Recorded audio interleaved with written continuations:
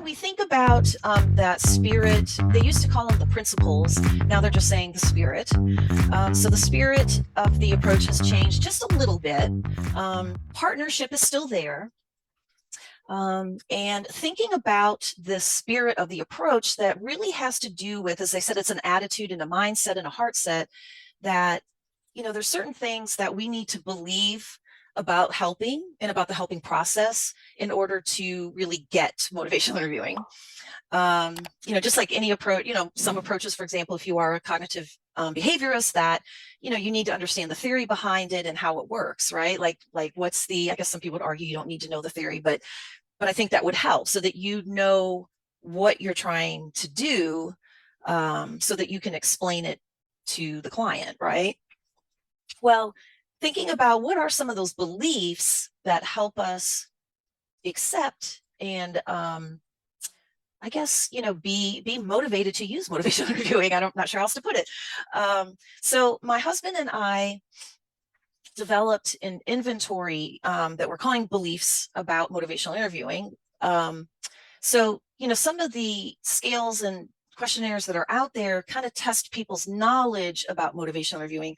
We wanted to see how their beliefs about helping fit with motivational interviewing. So unfortunately, I have not run the factorial analysis yet. I plan to do that in the spring, I think. Or you have some other research going on, which I'll tell you about in just a little bit. But that's what I was going to tell you is that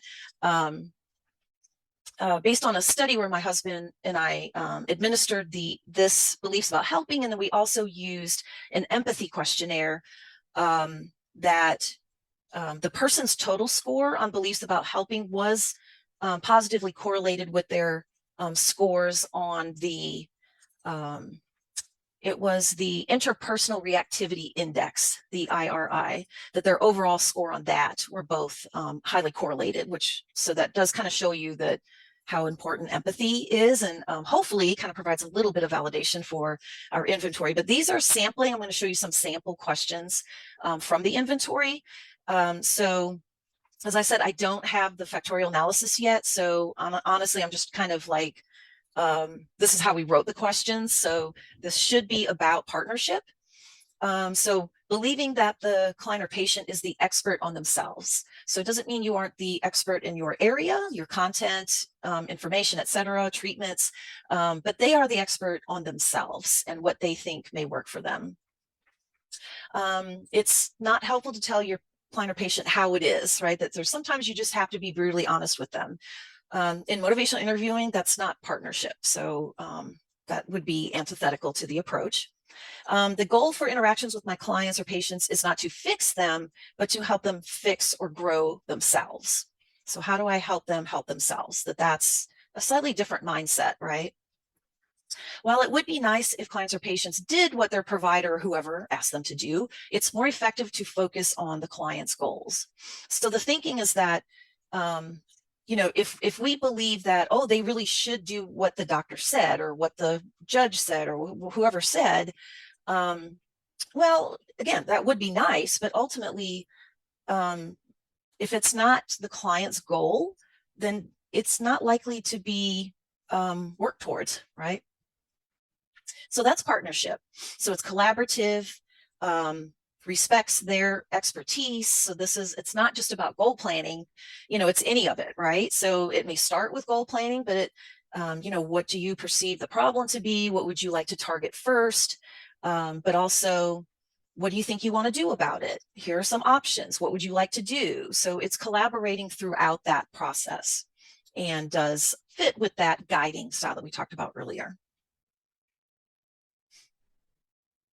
Let me see here, just checking, make sure there's anything else going on. Okay. The next spirit of the approach is acceptance. So partnership and acceptance are the same concepts used in the previous edition.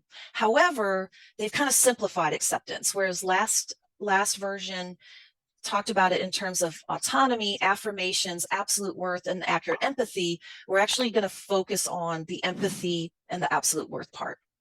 So believing that our clients are capable of changing. So our belief in them is linked to better outcomes or change in our clients. So we start believing in them first, and then hopefully they begin to believe in themselves, right?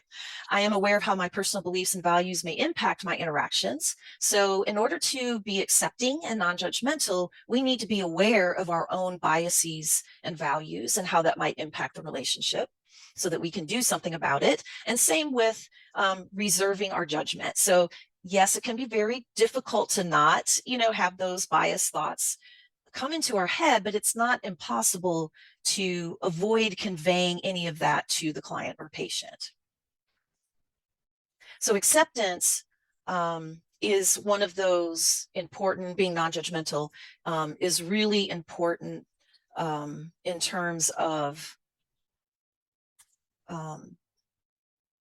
acceptance and, being non-judgmental. Those are all part of the skills or healing factors in successful outcomes for clients. Being empathetic, so being understanding, conveying a warmth, acceptance, being affirming of them. So it doesn't mean that you agree or approve with what they're saying, but you're saying, I understand it, right? I get where you're coming from. And when you're trying to explain this, part of it is like ultimately it's saying, well, basically don't be judging, disapproving, criticizing, or shaming, right? Accepting people as they are frees them to change.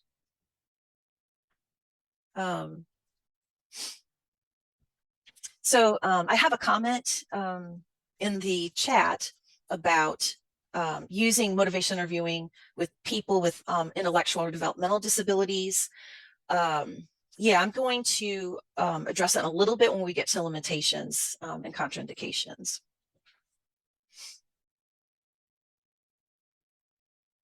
So that's acceptance now. So they kind of simplified it. Compassion is still one of the spiritual principles, whatever you want to call them, right? Part of the spirit. So compassion is still there. And compassion comes from the idea that I really want to help, right? So we do want to have a positive impact on our clients. I hope that we all agree on that particular belief. But that's where compassion comes from, right? Is that desire to help.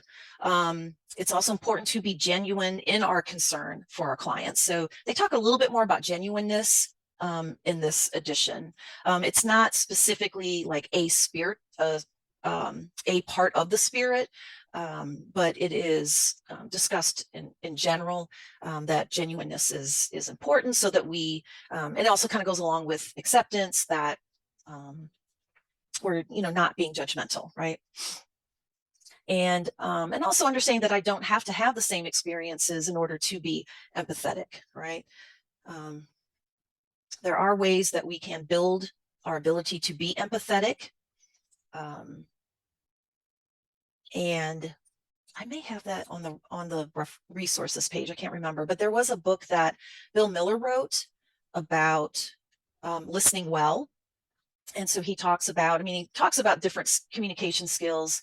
And he says in that book that he's an emeritus professor now, but he's been with the University of, I think, New Mexico for a long time as a psychology professor. And he, when he was training students, that he rarely encountered a person who couldn't build their empathy skills, right? Empathy is a skill. Empathy is also kind of a way of being, it does kind of move beyond that. But most people can learn, right, some kind of empathy. And hopefully if they're in the helping profession, they do, right? So compassion has to do with giving intention, intention to give top priority to the health and well-being of the one they are serving. So that's from the newest edition. And that it's not to be used in self-serving ways to influence others to do something that is in the practitioner's own interest. So that's essentially the definition of manipulation. So if people are concerned about calling motivational viewing sounds manipulative, it's not manipulative if you are not being self-serving about it. If it's has to do with helping your client where they want to go, not like to your own benefit, basically. So it shouldn't be about you, right? It should be about them. And one thing they learned about that in particular, when I was at the Mint, we call it the Mint conference or forum last fall, almost a year ago, I was in Chicago, and Bill Miller was talking about the newest, the changes, everything coming with this new edition of motivational interviewing. And one thing he talked about was that there was a study done somewhere in Eastern Europe. I apologize, I can't remember what country it was, but it was a country that had taken in a bunch of refugees from another country. So they're kind of overrun with the refugees, and they really wanted them to kind of go home.